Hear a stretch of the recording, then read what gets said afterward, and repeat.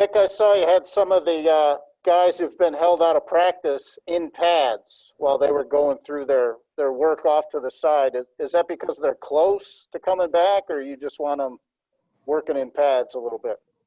Yeah, I wanted them doing their rehab work in pads. Okay, just because. Just get them, used to doing their work with their helmet, their shoulder pads on, what they're going to be carrying when they come back.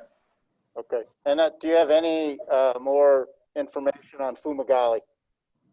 Yeah, he underwent a procedure yesterday. He's going to be fine.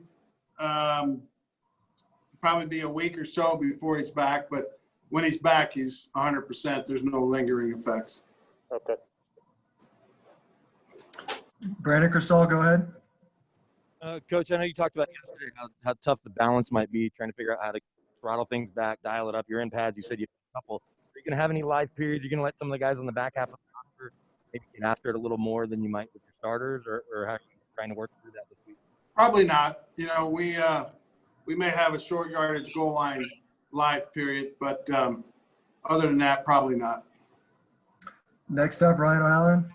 Hey, Vic, Vaughn was saying the other night that he feels his conditioning is much improved this year.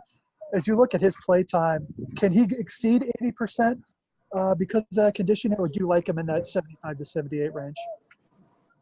No, I think he can. A lot of times it's determined by what type of game it is, too.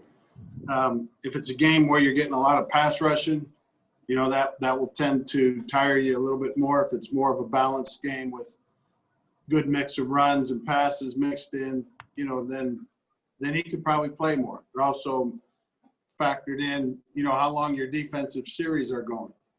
If you're getting the ball driven on you and there's consecutive 8-10 play series or more, that factors in. So there's a lot of factors that can determine the final amount. Next up, Troy Ring. Coach, what have you seen from Malik Reed in his second camp, and how does his development relate, if at all, to if you need to Chubb on a play count early as you ease him back in? Well, he's picked up where he left off from last year. He's a second-year guy who got a lot of playing time last year, and he's picked it up from there. And, he's a guy that's in the mix, and we got him and Jerry behind the Vaughn and Bradley, and we'll play them all as needed. Next up, Zach Bye. Hey Vic, thanks for the time. I heard you just say you're probably not going to go live tackling to the ground outside of that short yardage goal line situation.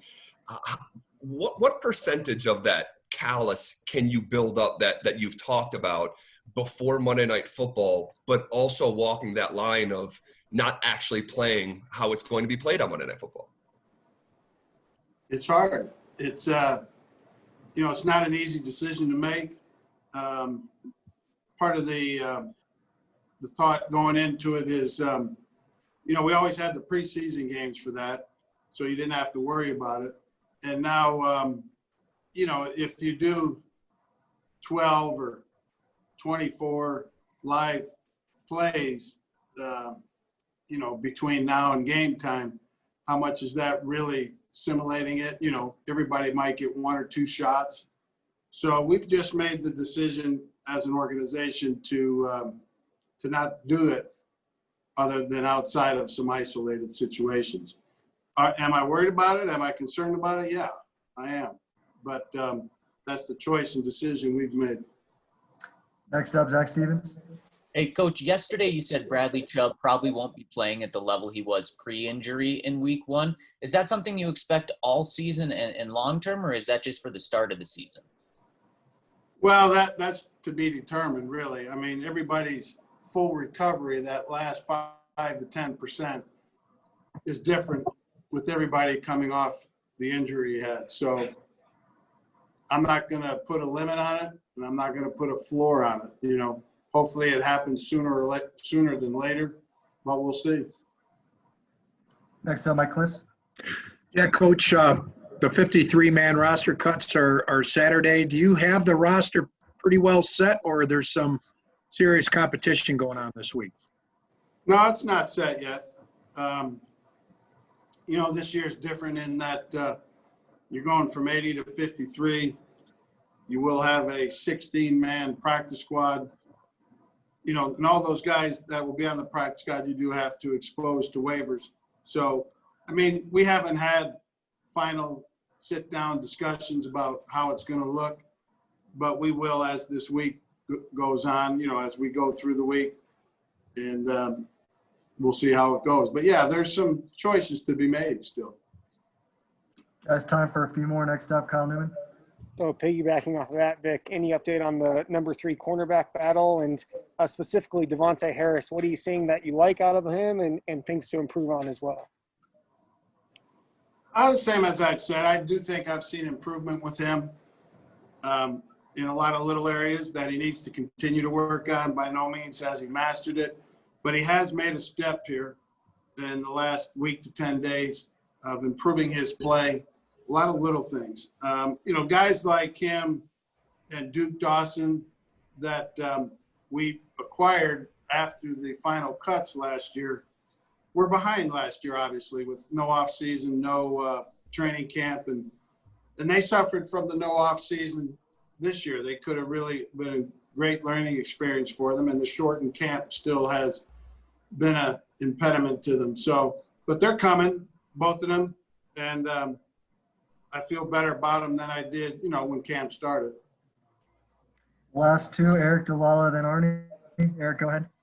Yeah, Coach, especially offensively without preseason games, how much have you had to increase in practice the amount of plays that are called on the fly as opposed to scripted there so that Shermer can get a rhythm going with Drew?